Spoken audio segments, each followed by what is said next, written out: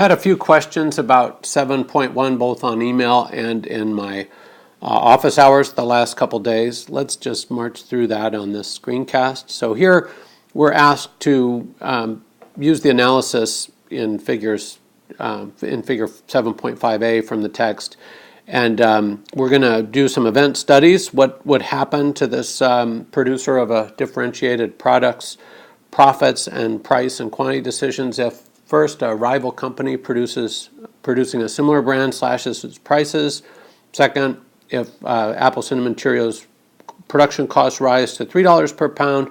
And third, General Mills introduces a local advertising campaign costing $10,000 per week. So let's just get going on this.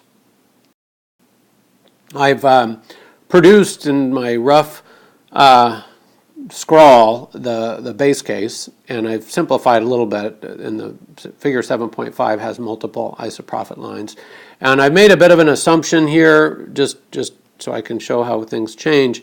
I've made an assumption that the isoprofits originally are $1,000 of economic profit per week coming from producing Cheerios. Just a completely arbitrary assumption. All right, so what happens when a rival company producing a similar brand slashes its prices? Well, here, if this is a similar brand and suddenly there's a cheaper alternative, the way that's going to play out in the market for Apple Cinnamon Cheerio variety is that some consumers are going to prefer that now cheaper product by a competitor.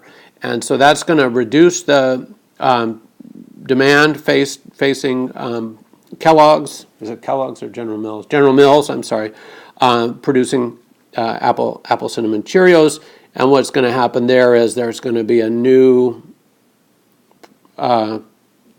tangency between that new constraint and whatever isoprofit line General Mills can reach with its Apple Cinnamon Cheerios line. Let's just say that new profit level is $200, down from $800 a week. So just whatever, and then price, the way I've drawn it, would fall, and quantity sold would fall, and that's the first case. So this next case is quite different. Now the cost of producing Apple Cinnamon Cheerios rises to $3 a pound. And so what's that going to look like? Well, if my costs have gone up, what's going to change is that this original isoprofit line for making $1,000 a week in economic profit, well, that's not going to hold anymore, right? Because now my costs have gone up. And what that means is both the price I charge for a pound of Cheerios and the quantity I sell need to change in order to offset those increased prices. Remember, profits are total revenue, price times quantity, minus total costs. And in this case, total costs are just quantity times the amount produced. So if my costs go up, in order to keep profits constant, I'm going to need a higher price and quantity. And what this means in the context of this graph is that there would be a new, that's not supposed to, I have a weird little squiggle up there. Okay, there'd be a new isoprofit function for profits of 1,000. The whole isoprofit structure, remember I'm not going to draw them, but I'll trace them. There's isoprofit lines throughout this entire space representing the firm's profit objective, and then that demand curve is the constraint. So what happens is, with that rise in costs, all the isoprofit lines shift upwards.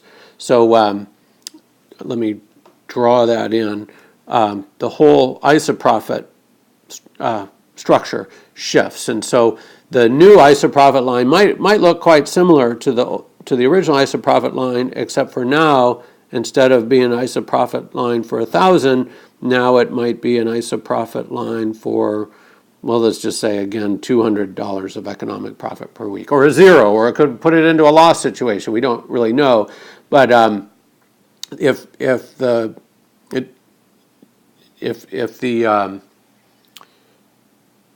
isoprofit lines are well behaved, and actually they would be, given that marginal costs have changed. marginal costs have risen, the demand curve stayed constant. Actually, we can use our alternative way of thinking about the profit maximizing decision, marginal revenue equals marginal cost. We can use that framework to be a little more precise about what happens to firms' price and output. So this is marginal costs. Originally we're at 2, and now they go up to 3. So actually we know that the demand curve hasn't changed. The quantity falls to Q1, and in this case, price rises to P1. So let's draw that one a little bit better. It's a subtle difference, and not one that I'd dock you for, but the tangency would now be up here instead of where it was before. You can hardly tell the difference, but that would be technically correct. All right, let's do one more. Case, and this one's sort of interesting.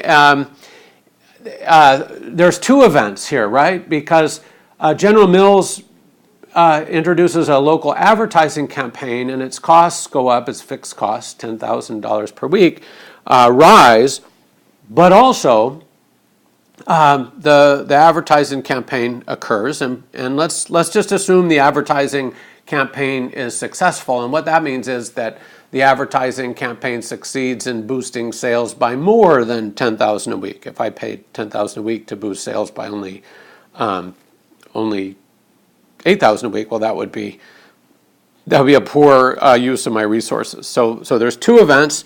Let's introduce the increase in costs first. I'm going to keep the blue pen. We know what that looks like because we've seen that before. So the whole isoprofit structure is going to shift because of that rise in costs. So the new isoprofit of 1,000 is going to have shifted up to cover, because the sales have to cover that extra expense. But let's use red to indicate the success of the ad campaign. And if the ad campaign is successful, demand increases by even more than the spending. Revenues go up by even more than enough to offset the cost of the advertising. Obviously, it could go either way, but let's just assume that there was a real clever ad campaign. They hired Wyden Kennedy, that big firm in Portland that is an industry leader in advertising. And so let's say the isoprofits, in my example, profits went up by 200, so that would be 1,200 profits. And then price would go up, and quantity sold would go up under these assumptions. Well, that's how you put together. I apologize for that's supposed to be a straight line, and somehow my stylus slipped. But anyway, that's how you answer practice problem number 1 for Chapter 7.